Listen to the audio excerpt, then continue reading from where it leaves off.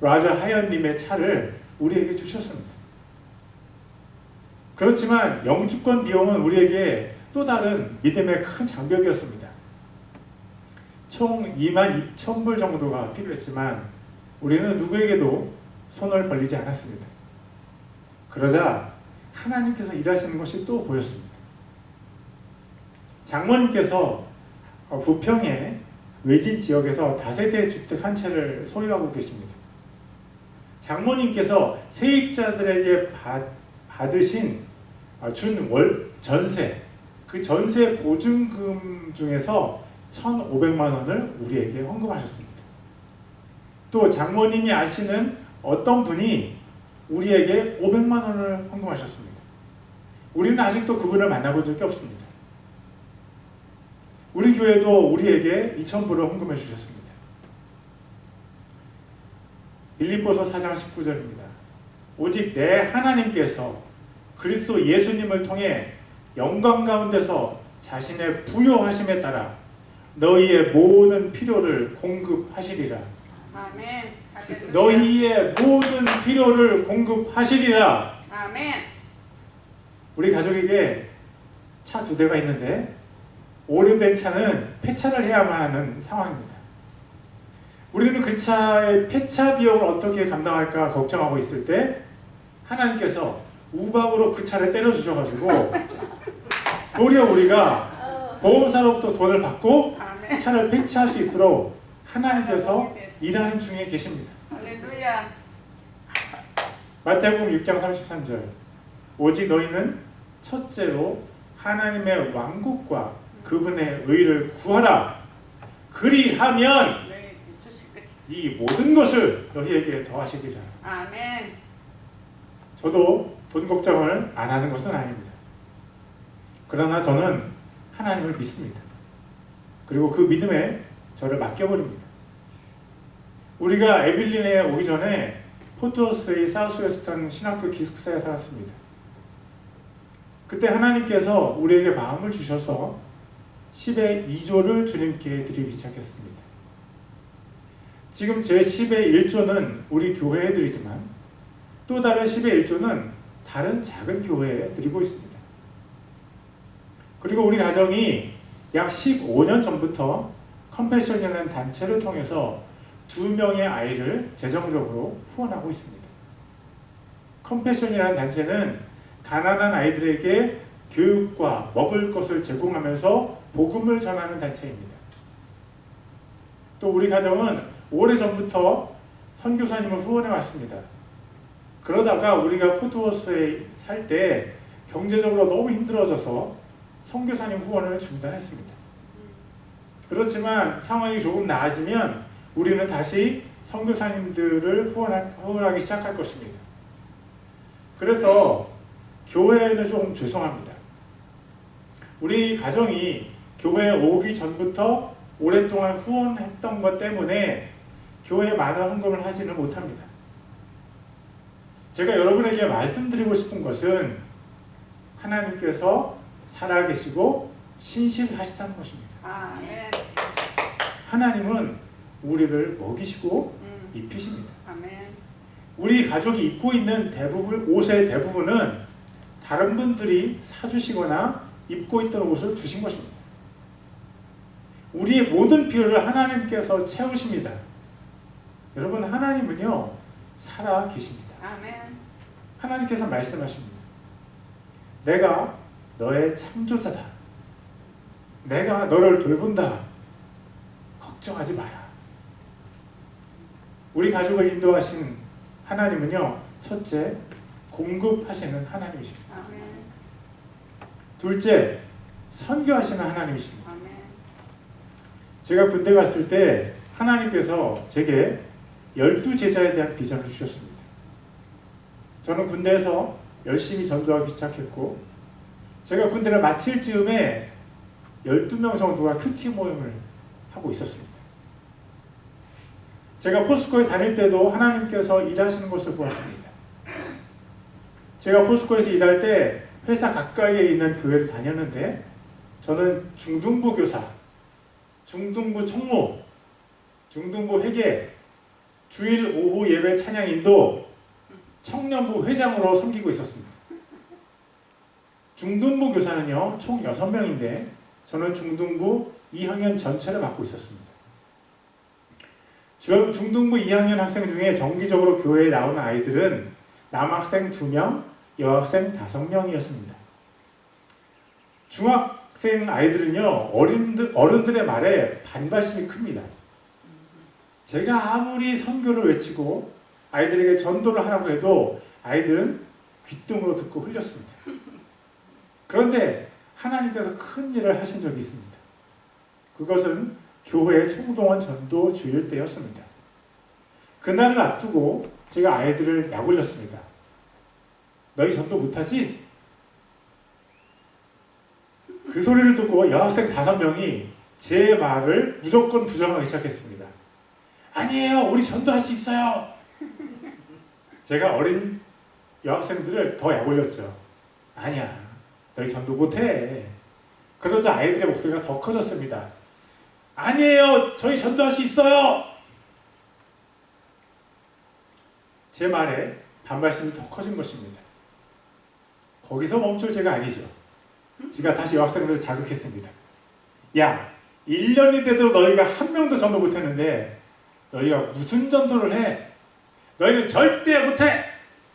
그러자 여자아이들이 악에 받쳐서 제게 소리를 질러댔습니다. 아니에요! 우리 진짜 전도할 수 있어요! 여자아이들이 계속 우겨도 제가 굽히지를 않자 아이들이 제게 이런 얘기를 하기 시작했습니다. 선생님, 우리가 전도하면 뭐 줄 건데요? 아이들이 그렇게 얘기할 때 쉽게 애들의 얘기에 반응하면 안 됩니다. 제가 한 번 더 튕겼습니다. 그러니까 여학생들이 더 적극적으로 물었습니다. 선생님, 우리가 전도하면 뭐 줄 건데요? 뭐 해줄 것도 없으면서.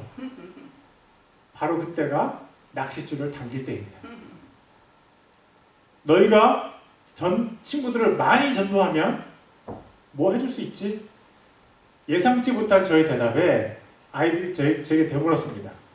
우리가 몇 명 전도하면 되는데요? 너희가 여자아이들이니까 5명이니까 너희 빼고 30명을 전도해.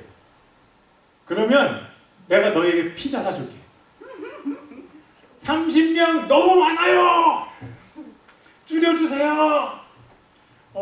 그럼 너희 포함해서 30명, 너희 빼고 25명. 그것도 너무 많아요! 더 줄여주세요! 알았어, 그러면 너희 포함해서 25명, 이게 마지막이야. 그 이하는 절대 안 돼. 싫으면 그만둬. 저는 아이들이 절대 그것을 못할 거라고 확신을 하고서 성경 모임을 마쳤습니다. 그때가 총동원 전도주일 2주 전이었습니다. 2주 안에 20명을 전도하는 것은 불가능하다고 생각했습니다. 총동원 전도주일에는 모든 교회 학교 학생들이 본당 2층에서 성인 예배를 같이 드렸습니다. 교사인 제가 본당 2층에 가서 우리 2학년 아이들을 찾으려고 했는데 아이들이 잘 안 보이고 이쪽에 처음 보는 한 무리의 여자 아이들이 앉아 있었습니다.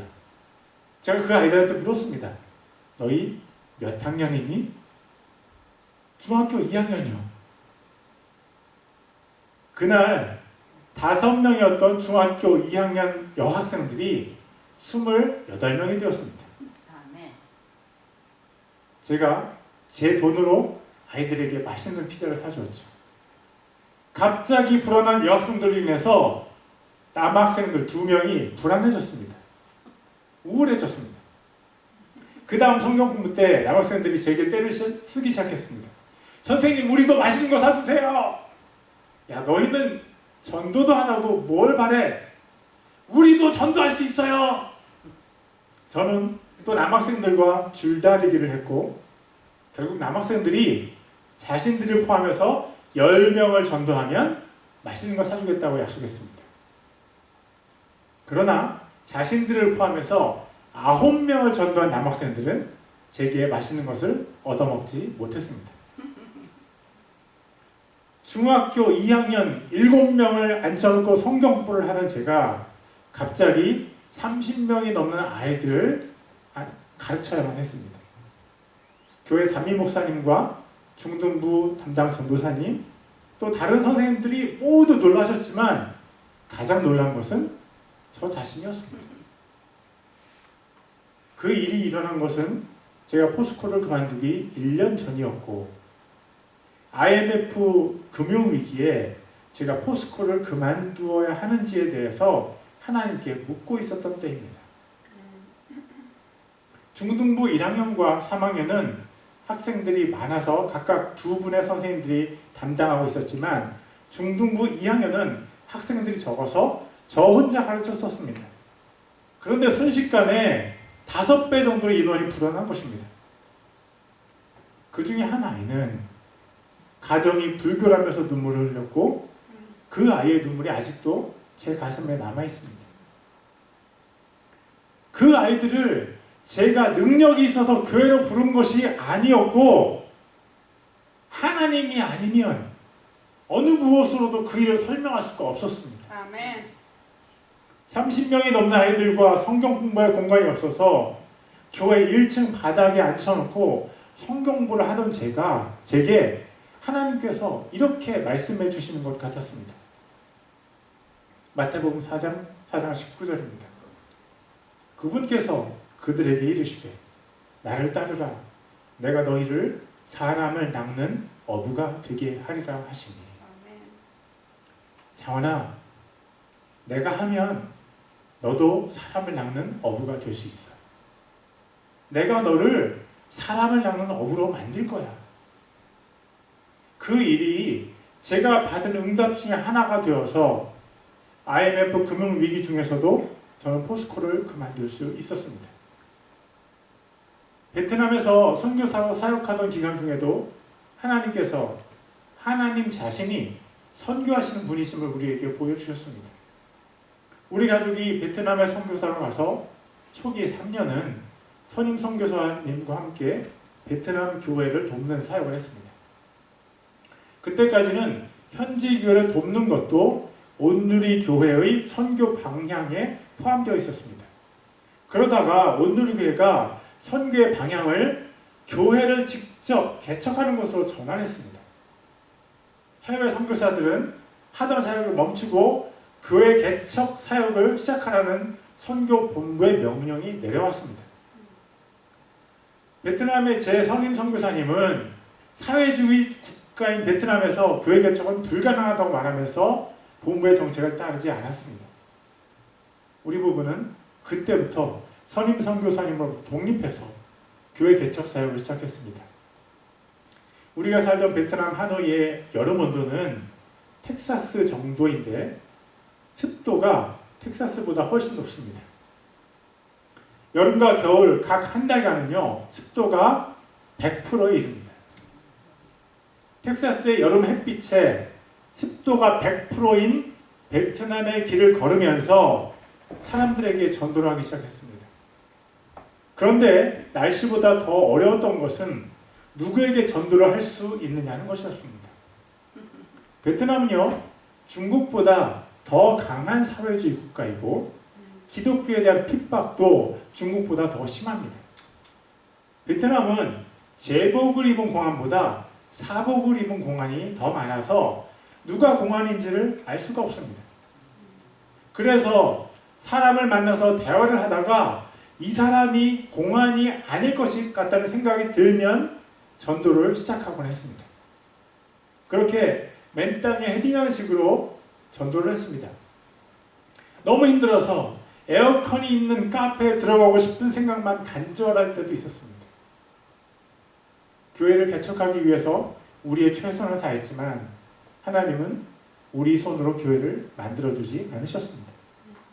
어느 날 저와 함께 사역하는 베트남분 송 전도사님이 제게 이런 얘기를 했습니다.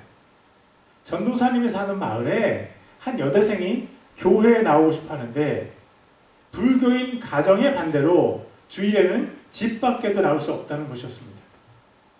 그때 하나님께서 제게 아이디어를 하나 주셨습니다. 그러면 토요일에 우리가 그 여대생과 함께 만나서 예배를 드리면 어떨까?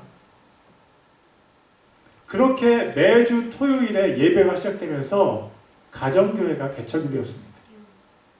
그 여대생은 저의 인도함을 잘 따라 주었고 전도문을 외우다가 결국 눈물로 예수님을 영접했습니다. 할렐루야. 또 그 지역 교회에서 침례도 받게 되었습니다.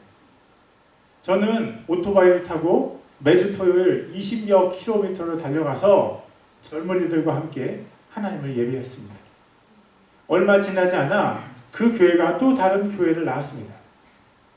갑자기 제가 교회를 2개 개척한 사람이 되었고 온누리교회 선교본부도 그 소식에 큰 기쁨을 전해왔습니다. 제가 전도해서 교회를 시작한 것도 아니었고 하나님께서 갑자기 2개의 교회를 개척하게 하신 것입니다. 아멘. 그것이 오히려 제게 감사의 기도 제목이 된 이유가 있습니다. 만일 제가 전도해서 교회를 2개나 개척했다면 제가 얼마나 교만해졌겠습니까? 하나님께서 저를 잘 아시고 제가 감당할 만큼만 감사의 조건을 허락하신 것입니다. 아멘. 하나님께서 저를 통해 선교를 하셨고 지금까지도 하나님의 선교는 멈추지 않고 있습니다. 할렐루야. 우리 가족을 인도하신 하나님은 첫째, 공급하시는 하나님입니다. 둘째, 선교하시는 하나님이십니다. 셋째, 성령 하나님이십니다. 아멘. 제가 선교사로 살면서 하나님께서 계속 붙잡게 하신 2가지가 있다면 말씀과 기도입니다. 오늘은 기도에 대해서 잠깐 나누겠습니다. 제가 지금까지 살면서 많은 영적인 체험이 있지는 않습니다. 군대에서 처음으로 더러운 영을 보았고 그 후에 사람 안에 있는 구렁이를 본 경험이 있습니다.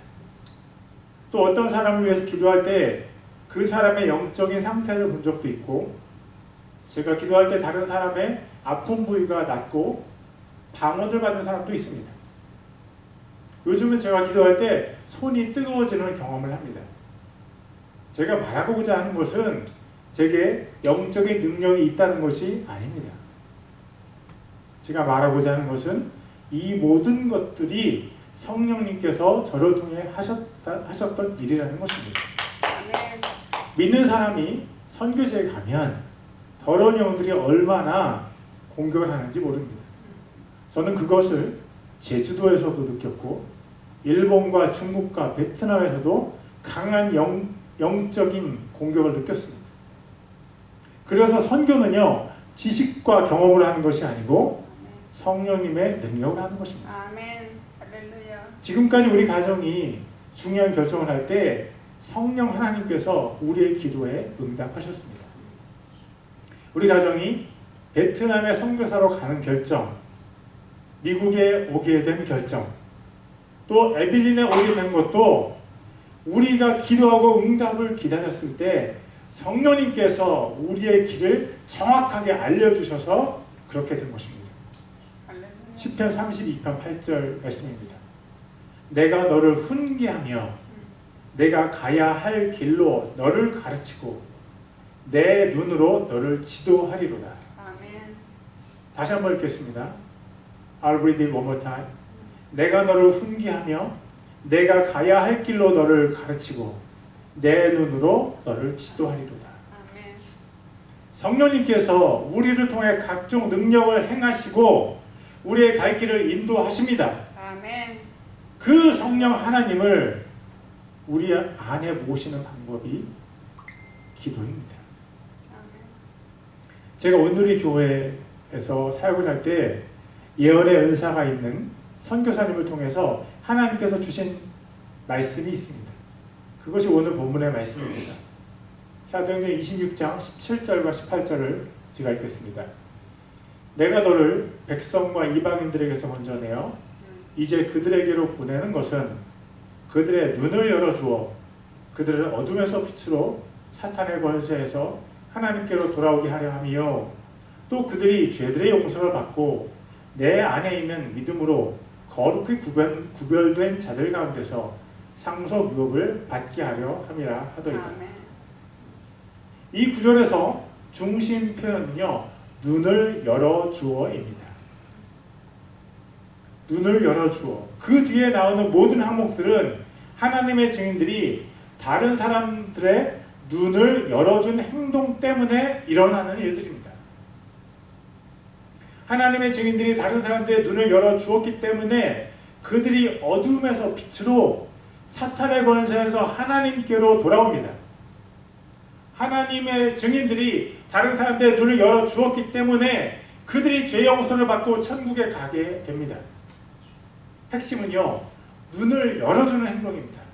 할렐루야. 그렇다면 눈은 무엇입니까? 궁금합니다. 이 눈은요, 예수님을 지각하는 눈을 말하고 영적인 눈을 말합니다. 영적인 눈은 성령님의 역사심이 아니면 열려질 수 없습니다. 에베소서 1장 18절은 너희의 지각의 눈을 밝히사 라는 말로 시작합니다. 너희의 지각의 눈을 밝히사. 그 전 구절인 에베소서 1장 17절은 지각의 눈을 밝히는 분이 성령님이심을 밝히 말합니다. 에베소서 1장 17절 제가 읽겠습니다. 우리 주 예수 그리스도의 하나님 곧 영광의 아버지께서 지혜와 계시의 영을 너희에게 주사 그분을 알게 하시고 그 다음에 너희의 지각의 눈을 밝히사. 지혜와 계시의 영이 성령님이십니다. 하나님께서 우리를 보내시는 목적이 사람들의 영적인 눈을 열어주는 것인데 그것을 하는 분이 성령님이십니다. 성령님을 통해서 사람들의 지각의 눈, 영적인 눈이 열려집니다. 우리는 우리 교회에서 예수님을 믿지 않는 사람들이 예수님을 믿게 되고 그들이 속한 어둠에서 벗어나 하나님의 빛 가운데로 들어가기를 바랍니다. 또 사탄의 권세에 붙잡힌 사람들이 하나님의 권세 안으로 들어가기를 우리는 바랍니다. 사람들이 우리 교회에서 죄사함을 경험하고 천국 백성이 되기를 우리는 바랍니다. 아멘. 그런데 그것을 하시는 분이 누구요? 성령님이십니다. 할렐루야. 성령님 때문에 교회가 시작되었습니다. 성령님 때문에 교회가 부흥됩니다. 성령님 때문에 교회가 교회다워집니다. 성령님이 없는 교회는 더 이상 교회가 아닙니다. 우리 교회는 성령님께서 임하시는 교회입니까? 아멘. 우리 교인들은 모두 성령님께서 임하신 교인들입니까? 우리는 성령님의 임재를 예배 때마다 경험하고 있습니까? 성령님께서 우리에게 임하시려면 우리는 어떻게 해야 합니까? 우리가 함께 모여 기도해야 합니다. 기도해야 합니다. 예수님께서 승천하신 후에 제자들이 함께 모여 기도했습니다. 사도행전 1장 14절입니다.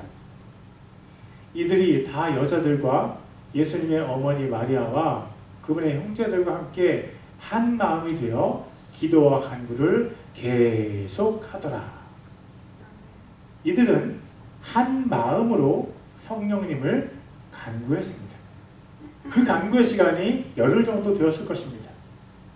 예수님께서 부활하신 이후에 40일간 이 땅에 계셨고 예수님께서 부활하신 이후 50일째가 성령님께서 임하신 오순절입니다. 제자들이 모여서 기도할 시간은 약 10일입니다. 제자들은 함께 모여서 흩어지지 않고 열흘간 기도했습니다. 그들이 사력을 다해 성령님을 주실 것을 하나님께 기도했을 때 성령님께서 임하셨습니다. 사도행전 2장 2절과 3절입니다. 갑자기 하늘로부터 급하고 강한 바람 소리 같은 소리가 나고 그들이 앉아있던 온 집안에 그것이 가득하며 또 불의 혀같이 갈라진 것들이 그들에게 나타나 그들 각 사람 위에 앉더라. 성령님의 임하심이 사도행전에서 빠지면 사도행전에는 무슨 내용이 남을까요? 사도행전의 별명이 성령행전입니다. 성령행전에서 성령님께서 빠지면 아무것도 남지 않습니다. 교회는 사도행전에서 시작되었습니다. 에빌린 교회도 사도행전에서 시작한 교회입니다. 아멘. 에빌린 교회의 활력은 성령님입니다. 아멘. 교회가 합심해서 기도할 때 성령님께서 강력하게 역사하십니다. 아멘. 올 하반기에 우리는 기도하기 위해서 모일 것입니다. 여러분들 기도하기 위한 모임을 만들 때 협력해 주십시오. 모임을 통해서 우리가 성령님으로 충만하게 될 것입니다. 우크라이나나 러시아나 병사 혼자 싸우는 거 보셨습니까? 바보가 아니면 전쟁터에서 절대 혼자 싸우러 나가지 않습니다. 전도서 4장 10절에서 12절까지 제가 읽겠습니다. 혹시 그들이 넘어지면 한 사람이 자기 동료를 일으켜 세우려니와 홀로 있는 자는 넘어질 때 화가 있으리니 그를 도와서 일으킬 자가 그에게 없도다. 누가 그를 쳐서 이기면 두 사람이 그와 맞서리니 세 겹줄은 빨리 끊어지지 아니하느니라. 영적인 전쟁터도 함께 모여서 함께 부르짖어야 합니다. 예수님께서 떠나신 영적 전쟁터에서 제자들이 함께 모여서 간절히 기도했습니다. 집에서 혼자 기도하면 좋지요. 쉬고 싶을 때 쉬고 기도하고 싶을 때 기도하면 됩니다. 그런데 제가 여러분께 묻겠습니다. 여러분 지금 영적 전쟁터에 있습니까? 아니면 영적 휴양지에 있습니까? 영적 휴양지는요, 천국밖에 없습니다. 우리 세계 어느 곳이라도 영적인 전쟁터가 아닌 곳이 없고, 우리 인생에 언제라도 영적 전쟁이 없는 시간은 단 1초도 없습니다. 예수 그리스도의 군사들이요, 함께 모여서 기도하는 고난을 견뎌내십시오. 예수 그리스도의 군사는 자기 생활 핑계를 대지 않습니다. 그리스도 예수님을 기쁘게 하려는 군사들은 함께 모여서 힘을 합쳐서 싸웁니다. 하나님께서 우리에게 오늘을 주신 목적은요, 우리 자신을 기쁘게 하라고 주신 것이 아니라 하나님을 기쁘시게 하라고 주신 것입니다. 기도의 군사들을 부르시는 동원령이 내려졌습니다. 기도하기 위해 모이십시오. 기도하시겠습니다. Let's pray.